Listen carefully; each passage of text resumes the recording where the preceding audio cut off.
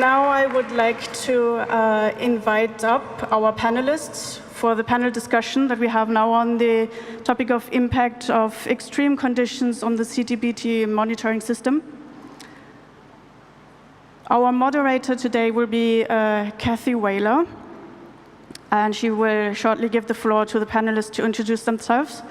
While they are finding their way around, I'd like to quickly invite everyone to submit questions during the session. I'm not sure if this was done before, but we have the S&T app, you all know. Please submit your questions, and if this is fitting into the topic, I'll forward this to Kathy for her to implement in the discussion. And the topics we have are basically impact of environmental change on IMS stations, implications for NDCs, impact of the change on IMS data, trends in our IMS data, and the data for use in scientific applications. So I hope you enjoy this, and I give the floor to you, Kathy. Thank you. Thank you very much, Anne, for the introduction. Just a few words about myself. My name's Pa04. I'm a solid earth geophysicist at the University of Edinburgh. My main research interests are actually in geomagnetism and electromagnetic induction, but one of my other leadership tasks was 4 years as president of International Union of Geodesy and Geophysics, when I got to see a huge range of uses and applications of the kinds of scientific topics that we're going to be talking about today. So I have a little bit of sort of an outside interest in that, and I'm delighted to be here and moderating this panel. So I'm going to ask our panelists to introduce themselves. Hopefully the slides will pop up in a moment, starting with Ch1. Hi, I'm Ch1 Nicholson. I'm a PhD student at New Mexico Tech, and I'm also at Los Alamos National Laboratory in the US. I'm a seismologist. Just, can we get the slides up? I think probably what's needing to happen is that they're changing the WebEx, so it's taken a moment or two. And we've now got your slides, Ch1. So. OK. I'm a seismologist and ocean acoustician.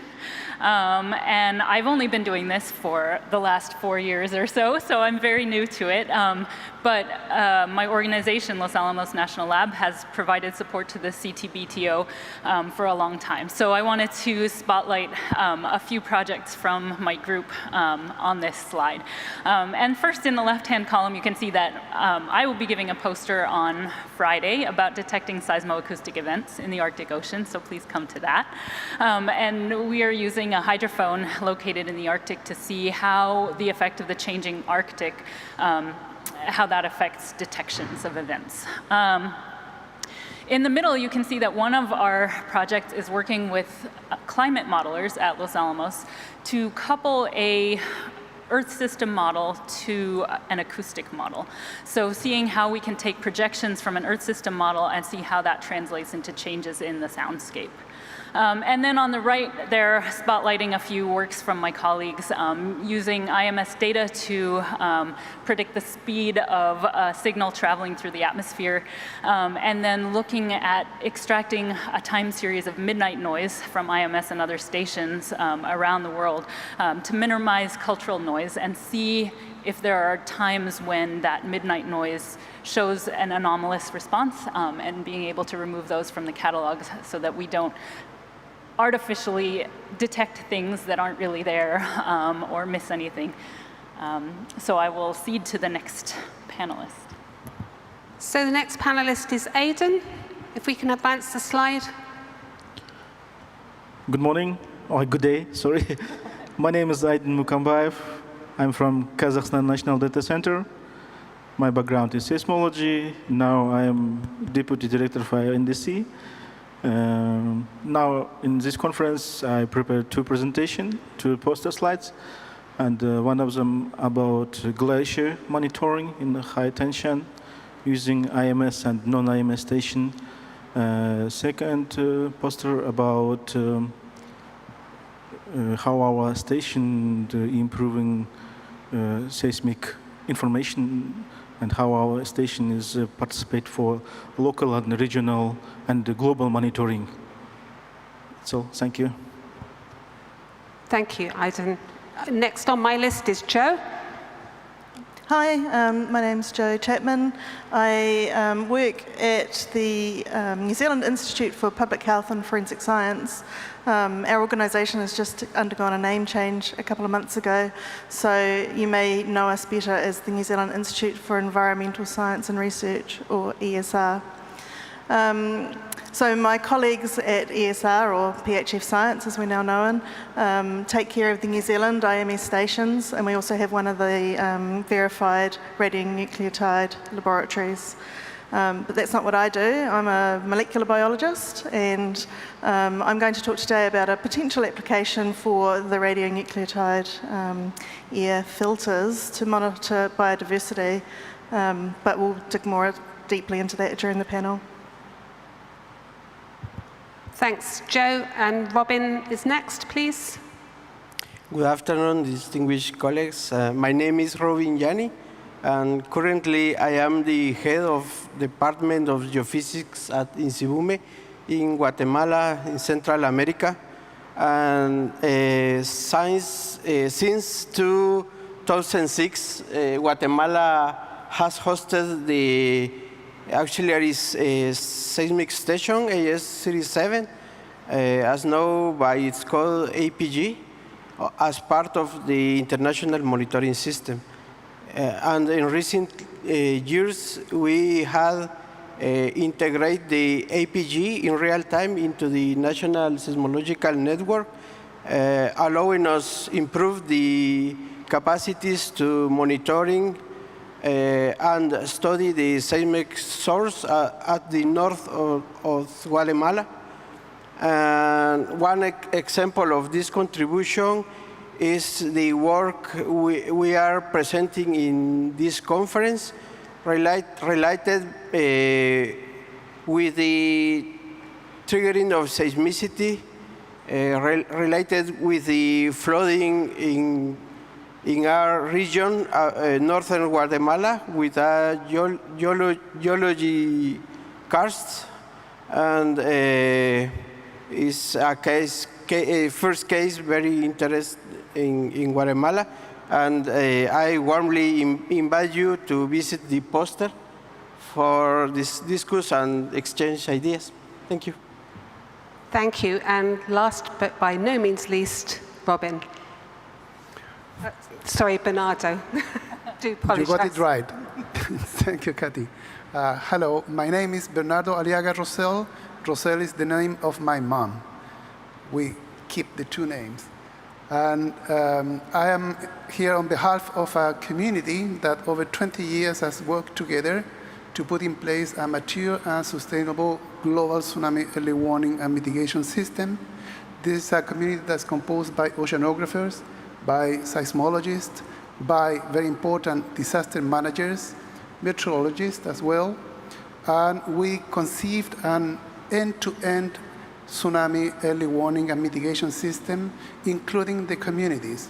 So 144 member states, 12 tsunami service providers at regional level. Several of them are national data centers for CTVTO.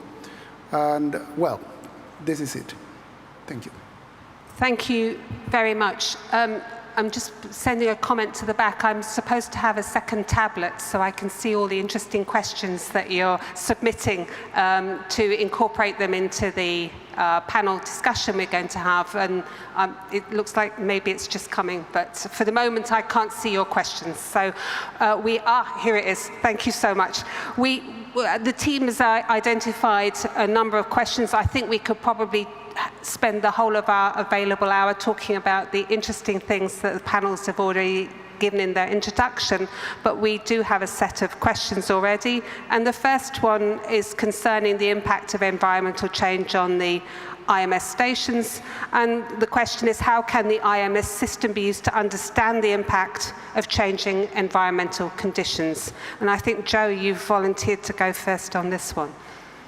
Yes, so as I alluded to in my introduction, and I believe a slide will be coming up,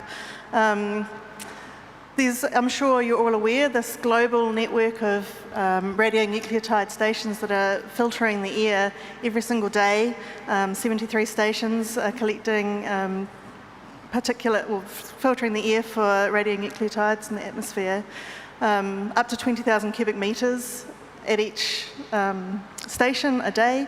So this is a huge global network of air filtering, but what you may not have thought about is what else is getting captured on those filters, and that is eDNA, or environmental DNA. So animals and plants shed every day DNA in the form of shed skin cells, hairs, feathers, pollen, seeds, and so on.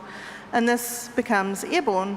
And so these giant air filtering machines that the CT-BTO operates, such as the Snow White sampler shown here, will collect this DNA onto the filters. And for those of you who have worked directly with these filters, you've probably even seen whole insects being captured on the filters. Now, using air filtering technology to look for eDNA, or airborne DNA, to monitor biodiversity is not a new idea, but researchers who do this typically will go out in the wild with a specialist piece of equipment and filters that are designed to capture DNA.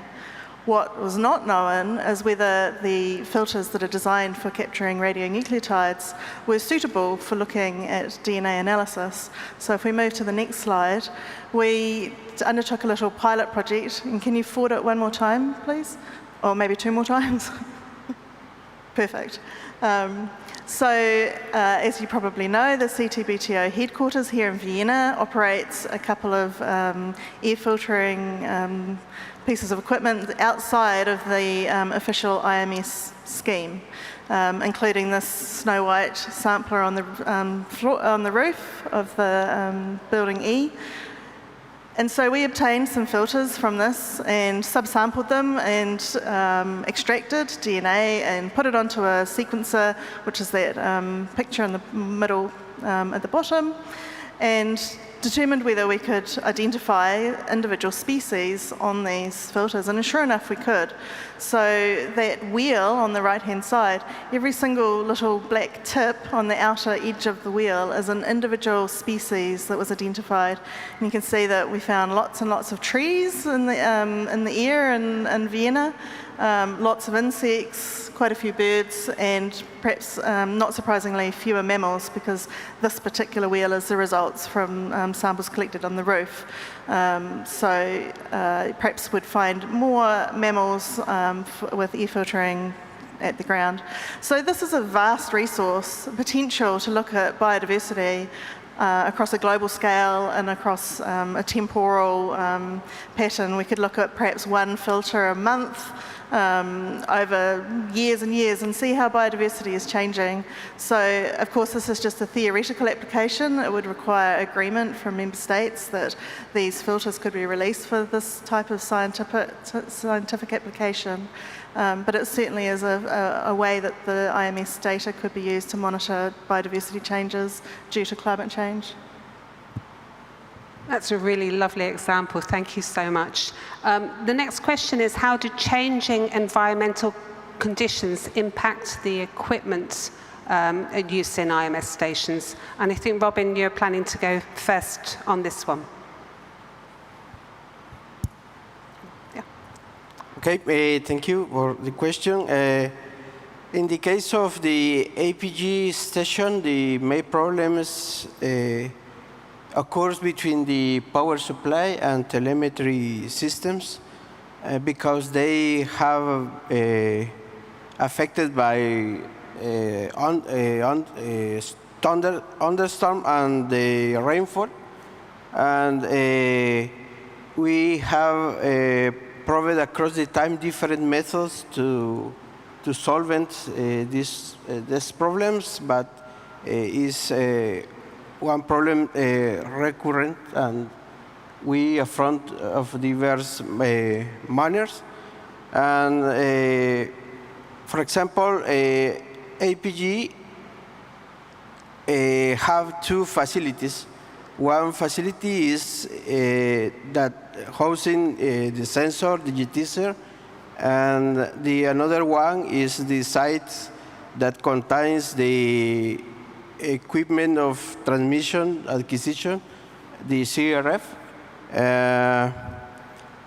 and they are separated about 0.5 kilometers, and the communication between both sites has been made in 3 different manners across the time.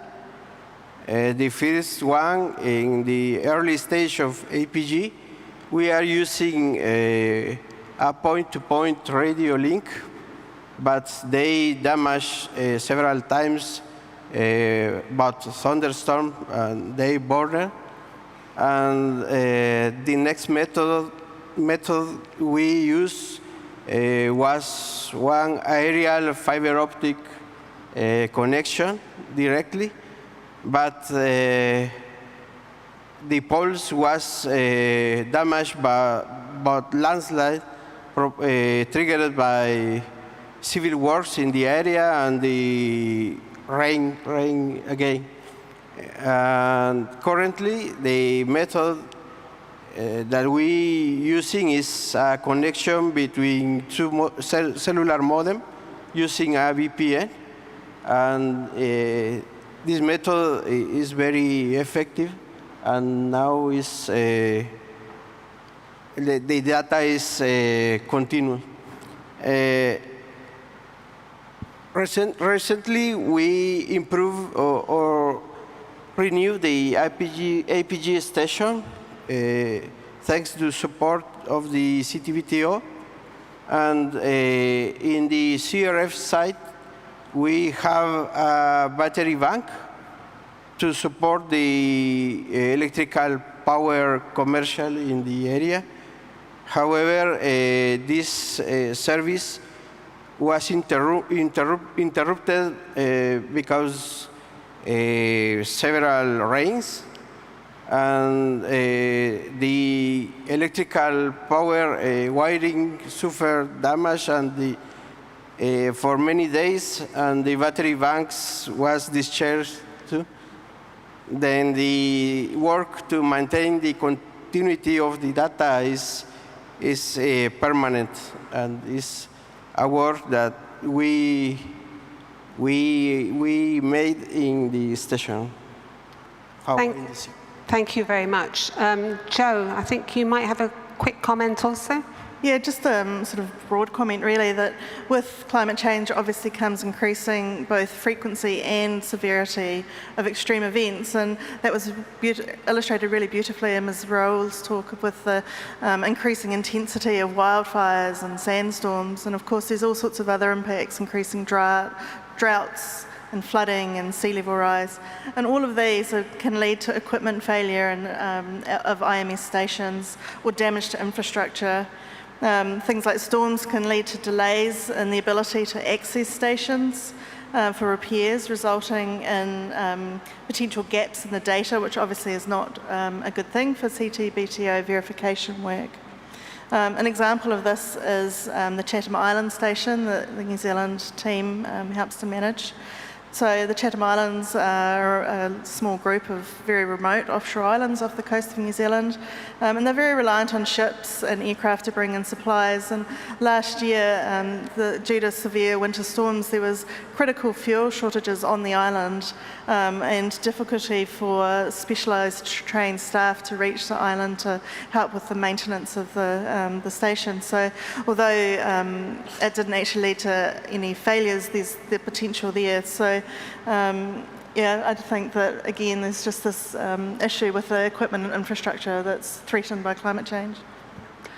Siobhan, I think you've got a comment on a similar theme as well. Yeah, another example from the US is the 2017 Hurricane Maria and Hurricane Irma, which impacted Puerto Rico and caused, as you guys have noted already, widespread electrical outages, cellular network outages, caused damage by high winds to the actual instruments, especially the solar panels, which stick out and are kind of a point of vulnerability, I think, for a lot of these instruments. And then there's nothing to say that, you know, and the next earthquake or the next human-caused incident is going to wait for your network to be replaced. And so they had, because Puerto Rico has significant seismic and tsunami risk, they had to put in a heroic effort to get these stations replaced within the next month. And this was also in the same month as a North Korean nuclear test in September of 2017. So there's a lot of things that can happen in the world, and with these extreme events and not knowing necessarily when these are going to happen, we have to think about what are our backup plans? How will we continue monitoring if some of these things are happening, especially as things increase in. Yeah, the question of cascading hazards is very difficult to address. And Aidan, I think you have a perspective from Kazakhstan on this as well? Yes, thank you for the question. One example from Kazakhstan is, we have 5 IMS facilities in Kazakhstan. One of them is primary seismic station Makanchi. And when we install station 2000, certified in 2002 and 2004 in August, our analysts don't get the data from this net array. We don't know what happened in this. And after some hour, we know it's a very high extreme weather. Thunderstorm, lightning was destroyed half of this seismic array. You can imagine, for example, 9-element array, 7 site is completely destroyed after this lightning. But same situation is in another part of our country. It's 1,000 kilometers from Makanchi station. Same weather condition. It's our non-IMS network. But that time our analysts think something happened, some teleseismic event, because we have same signal in 2 array. But after somehow we have to problem with getting data. And you can imagine, if you change one sensor for one site, it's okay. But when you get array is halfly destroyed, it's impossible to quick exchange equipment. Usually we have just one sensor and one digitizer for swifting. But when you destroy many of, it's a little bit problem. And also this primary station in our region. And another sample, it's March of 2025. You see it's a very high snowstorm, blizzards. It's unusual because it's March in this year. Usually we have this situation in the February or January, but in March it's very anomaly. And you can imagine the 2 hours go to site, we can clean track to getting our motorbike, to cleaning everything. This is also in 2024 in Kazakhstan we have extremely full floods. It's it's extremely floods last 80 years, and one from third part of our country was affected after these floods. A lot of main road was destroyed, the power line, and so on. It's not easy to fix everything, and also it's very dangerous for our staff who are doing maintenance of the station. Also flooding, high rain, and lightning, it's snows. It's very dangerous also for human life. So naturally following on from that, then, I think we need to consider what adjustment is needed to maintain CTBTO's effectiveness. So Joe, if you'd like to kick off on this one.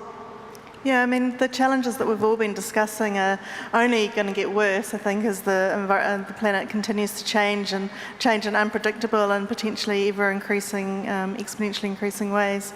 So this is going to be a huge challenge, I think, for the IMS system. It's going to require some very enhanced planning and some durable engineering and equipment to be put in place to ensure the continuation of the system. In 1996, it probably seemed like a very reasonable thing to locate an IMS station on an ice shelf in Antarctica, but that location now, that ice shelf is suffering, is moving, and it's cracking, and it's no longer a suitable location for a station. And so I believe that there's discussions underway about relocating the position of that station, but that's not easy under the terms of the treaty. So perhaps one adjustment might need to be that there's more flexibility in the future to deal with impacts that are unpredictable at this stage.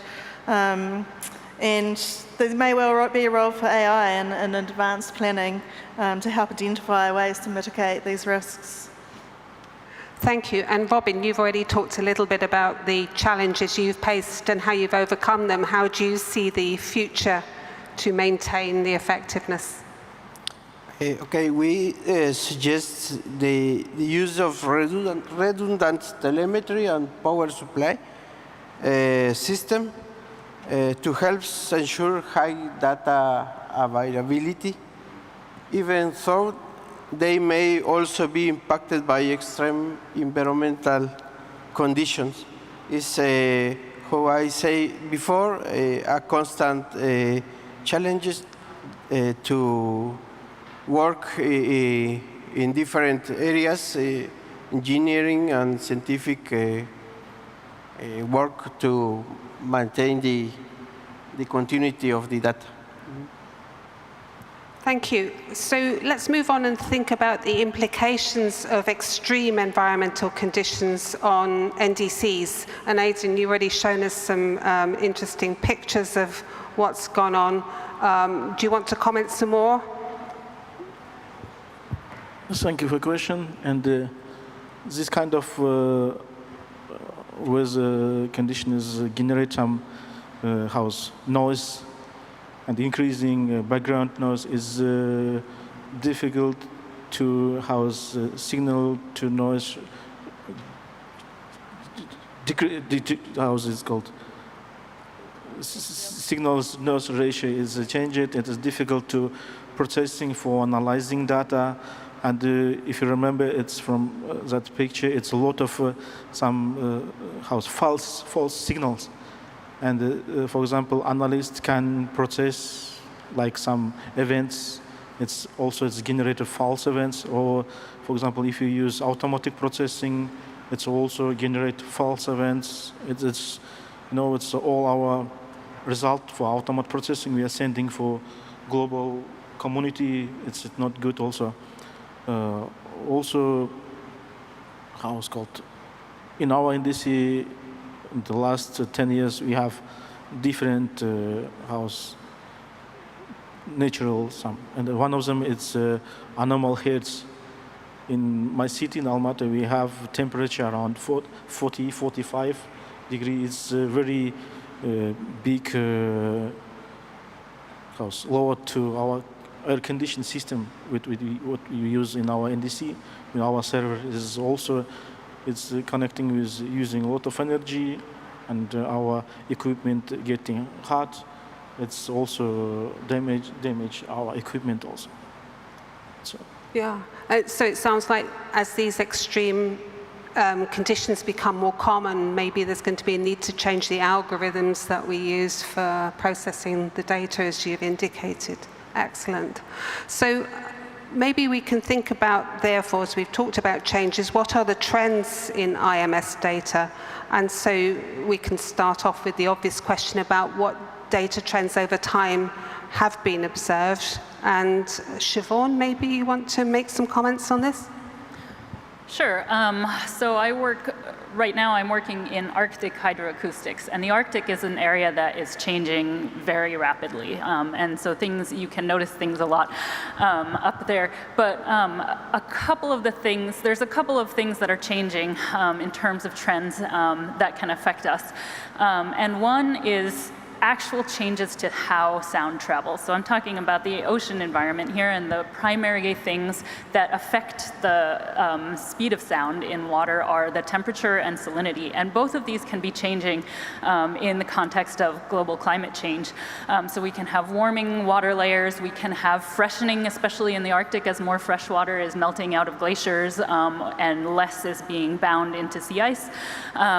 So we can have changes in temperature and salinity, and these can result in changing sound speed, which could, in an extreme, affect the localization of an event, right? So if it comes to you faster, then maybe it looks like it was nearer to you. In reality, though, these trends are much smaller in scale than a lot of other variations that we see, like daily and seasonal variations. So I think that in the near term, anyway, that's not going to be our biggest challenge, right? So if we see a change of a second in time, well, that is maybe less than what we would see in a daily variation or in a seasonal variation. But some of the things that can, another thing that can change is, as you already mentioned, the noise, right? And so in a warming world, that means we have more kinetic energy, more things moving around, and that will typically lead to more noise. And so one example that was already mentioned earlier today, I believe, was that people have used seismic records, including IMS stations, to look at increasing wave noise over the past several decades. And so they've seen an increasing trend in wave noise, so waves hitting shorelines. Over the last 40 years, a majority of stations showed an increasing trend in this value. And so we can see a lot of other examples of that increasing noise. But one major thing that can really strongly affect signal-to-noise ratios and therefore our ability to detect events is changing anthropogenic noise, so changing human noise. And especially in the Arctic, that's something that's really changing because it started from a very, very low baseline, right? There's very little industry in the Arctic. And we're already seeing the effects of airgun surveys that could potentially block some of our smaller detections up there. But as the Arctic opens up, as it becomes more and more ice-free, there will be lots of shipping, there will be lots of there's already talk of more sort of economic development in terms of resource extraction and other things happening there. There will be more fishing. And so that has the potential to really impact detections in areas that are experiencing industrialization, human development, and really change the noise environment in that area. Yeah. And there's lots of examples of how synoptic data are being used to identify these changing, or these temporal changes. You've got any particular uses of IMS data in that respect? So there's another example that I think was presented here at this meeting a little while ago, looking at infrasound data to look at glacier activity. And so they could see, as the temperature rose, they could see more activity from the glacier. And I think that members of that group are here again this time around and can present more and other applications of IMS data to that. Another thing, somebody asked this morning during one of the plenaries, do you have a wish for anywhere where you'd like to see more data? Yes, I would like to see more data in the Arctic, right? I think the Arctic is a very different place now than it was in 1996. And again, as Joe mentioned, with the need for flexibility, it would be so nice to see more data streams, more auxiliary data streams from Arctic regions being used in addition to the treaty-mandated stations. Yeah, so in some senses the signals are changing as things like ocean wave energy is changing, but it also the background noise is also changing. So it's a sort of a double change. And it's difficult to distinguish one from the other, I think, in some circumstances. Yeah, and at the same time as this physical environment is changing, the human environment there, the political environment is changing greatly too. And so the need for monitoring is perhaps increasing at the same time as our uncertainty over what the background looks like is changing. Now, before we move on to the use of IMS data for civil and scientific applications, I wanted to raise a question that's come from the audience, and that's what are the major environmental condition causes of IMS station downtime, and what are the mitigation measures in place to address them? We've covered that a little bit, but if any panelist would like to add to that, obviously putting in redundancy, changing the way that the monitoring is actually done, the way the data are transported back to be analysed, the way servicing of stations happens. I think as far as the infrastructure itself, the threat, it's context dependent, right? So in the Pacific, it's sea level rise is probably a major threat. In the Australian outback and other places, it's probably wildfires are the major threat. So I really think it's probably context dependent as far as the actual IMS infrastructure goes. And another question along the same theme that's come in, are there any case studies of equipment performance variations in response to different climatic or weather conditions? I don't know if anybody's got, Ch1. Yeah, some studies have been done looking at the stations in Alaska that are subject to, that either are installed in permafrost or are in areas with permafrost, and with more and more permafrost thawing in the summer seasons, you can definitely see changes in the noise seasonally. And that, yeah, very interesting study. So do you think that's noise, external noise, or do you think that's noise that's picked up by the equipment because of, say, something like change in temperature? I think part of it is that as the permafrost becomes active, it actually moves a lot more easily, and the velocity changes as well. But yeah, especially in the horizontal seismic components, you could see much more movement during the summer months. Right, yeah. Okay, let's move on then to the other sort of part of this panel, which is about applications of IMS data. So we can start off by saying, how are we using IMS data for the overall good? And Bernardo, in your introduction, you touched on this, but maybe you'd like to add a little bit more and perhaps get your earlier slide up again. Thank you, Kathy. Yes, I think that I have a slide on this. IMS is one of the pillars of this global tsunami early warning and mitigation system. From the very beginning, we have an agreement signed between CTVTO and UNESCO, the organization I am employed of. I work for the Intergovernmental Oceanographic Commission, but that's part of UNESCO. So the IMS data has been one of the pillars of the detection system, but we have also sea level stations, and we have also access to other seismic data flows. So that's speaking about redundancy, and I will also react to the redundancy matter. We have two kinds of redundancy in our system. One is redundancy on sensors, and the other is redundancy on the telemetry that was mentioned by Robin.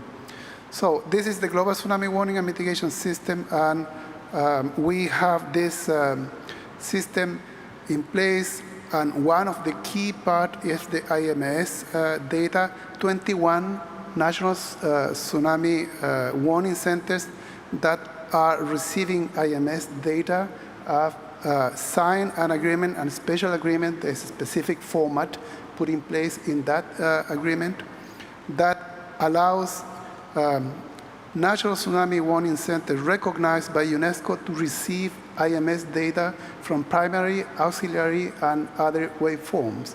So there is a very huge cooperation with IMS and CTVTO that is formally approved by 193 member states of UNESCO and all the members of the Preparatory Commission. And presumably because of the UNESCO stamp on this, it's something that's taken seriously by stakeholders when it comes to issuing alerts. Definitely. We have, as any other organization dealing with early warning system, we have standard operating procedures that have been set up in terms of standard setting which is one of the key functions of UNESCO, through a very dedicated process. Well, I should mention that there is a long-standing also cooperation in terms of the staff of CTVTO and colleagues working on the tsunami early warning and mitigation system because of obvious reasons. So we have that in place, and over the time there have been an increased cooperation that we hope to extend beyond what is actually happening. So what do you think are the next steps? I mean, I'm sure you're not standing or sitting still now you have the globe covered. Are there things that are in the pipeline that you would like to mention today? Thank you. Yeah, I think that what is appealing in this memorandum of understanding is that the cooperation between CTVTO and UNESCO goes beyond just IMS data, but also on capacity building matters. And starting with IMS data, I should mention that one of the posters on Thursday, I think, by Usama Kadri, is talking about use of other waveforms, hydroacoustic and infrasound data, to detect tsunamis. This is completely new for the tsunami community. We are targeting 2030 to get confirmation of an ongoing tsunami in less than 10 minutes. That depends on the network of sensing sensors that are available. And today, to prove that a tsunami is coming is sea level data. It's the only thing that enables us to prove that something is coming. This is done through sea level stations on the coast and through specific systems that are dart buoys that are in very few places in the world. So point is that perhaps we can go beyond on using other waveforms, and perhaps we should go beyond in terms of capacity building, putting together UNESCO and CTVTO capacities. Thank you. Joe, I think I can imagine what you might be going to say in answer to this question, but please go ahead. Yeah, I mean, the IMS system is just, it's phenomenal, right? It's just incredible. And specifically, my interest is in the radionucleotide filters. So there's 73 stations around the world filtering up to 20,000 cubic meters of air a day, as I mentioned. That's about 26,000 filters globally that are collected a year and represent about half a billion cubic meters of air that's filtered every year. It's just phenomenal. There's, I believe, 500,000 filters in archives in Vienna. So it's an amazing resource, but it's only a resource if it can be used. And one way that I would really like to use it is to be able to subsample at least some of the New Zealand filters over a time course and look at whether we can look at biodiversity changes over time using these IMS filters. It wouldn't require every filter by any means. It wouldn't even require all of each filter. But there would need to be international cooperation and agreements on how that would look. And so, yeah, just continue the conversation, please. So the timeline and the fixed sensors is what would enable you to do that, you know? Yes. Yeah. Robin, do you have a comment on this as well? Yes, sure. The use of the IMS data allowing us to have a high detectability of local earthquakes in the region, in an area with a sparse seismological station, and also allowing us to know the seismic hazard in the region. For example, the topic we are presenting in the poster is a new topic before but us is very important, and we think this will be important in the future because the climatic change is possible to increment the rain in the region. Yeah, and I think land use changes as well. So, I mean, if you have an earthquake, and then you're more likely to have a landslide if deforestation has taken place as well. And that can be also a result of climate. So they're all, again, interlinked. We've got change hazards that interact with one another. Before I go on to my next question, which I'm going to put to you, Bernardo, initially anyway, we've got one for the audience. How does a state apply to be a member of tsunami data and product to get the data and products forwarded? And is there a site or a place where the information can be found? Yeah, easy. We have today 21 member states or national tsunami warning centers that do access to IMS data. To contact your national tsunami warning center, and I mentioned at the beginning that we are a community with oceanographers, seismologists, disaster managers, etc. So in some countries, you can imagine that they do not have a seismic center as such.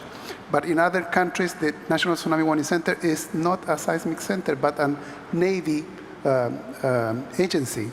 So in that case, the data flows to the seismic center because that seismic center is part of the natural setting for the tsunami warning. So how to do that? Just go to the tsunami webpage in the IOC of UNESCO. There is the list of national focal points for tsunami for all the basins, for the 4 systems that we have. And you can contact any of them to get through the diplomatic process, that's long, to get the IMS data because you are confirmed as part of the National Warning Center for Tsunami. Fantastic, thank you very much. And of course, this is all being recorded, so you can look back over it and get the information that's required. We're running really short of time. I will touch on this last question, which is what are other areas where IMS data can contribute to the resilience to environmental change and environmental conditions. So I think Bernardo and Ch1 would like to say a few words about this, but please try to keep it brief. Bernardo, would you like to start? Yeah, I think that, IMS data is key for the tsunami warning system. And then what else can be done? I mentioned capacity building and then other waveforms to be useful. Lovely. Ch1. Yeah, there's a whole range of environmental hazards that can be addressed by using seismoacoustic data that I know of. And one example is in mountainous areas, we're seeing increased things like landsliding, glacial outburst floods, and things like that. So I know in Sudan just last week there was a tragic landslide incident, and Switzerland, a village was flattened earlier this year by a complex combination of glacier and landform failure, and there's a lot of work to be done to understand these hazards and to know if there are any precursors that could potentially be used for early warning. As Joe mentioned, the IMS data have multi-decade history now, and so that data is very, very valuable to help understand these processes and phenomena that really have a large risk to life. And especially as we go forward with the climate changing, we don't understand really what the baseline risk level is in these mountainous areas, for example, and these areas that are subject to glacial melting and softening of the ground, landsliding. And so that's an area where I think the IMS stations can be part of local and regional networks to help really understand the phenomena behind these and hopefully move towards a world where we know if these things are going to happen and where and how. And presumably as land use changes and populations move into areas where they didn't normally live or previously live in such high densities along coasts or whatever, all of this is going to be increasingly important to both understand and hopefully to be able to forecast and build resilience to all of these changes that we're experiencing. Yeah. Yeah. Does any panelist want to make a very quick comment before we run out of time and get finally kicked off the stage, please. Before installing IMS station in our country, generally east and southeast of our country very seismic active.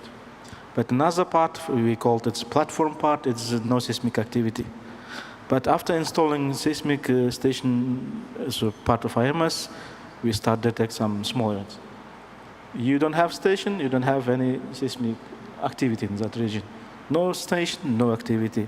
And after establishing IMS network in our country, 2002, 2005, 2006, and in 2006 we have changed our seismic hazard map.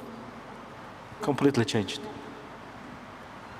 Okay, we need to finish now so that they can rearrange the stage for the next meeting, but I'd really like to thank all my panelists for a really engaging session, for you who've submitted some questions, and I hope you enjoy the rest of the meeting. Thank you very much.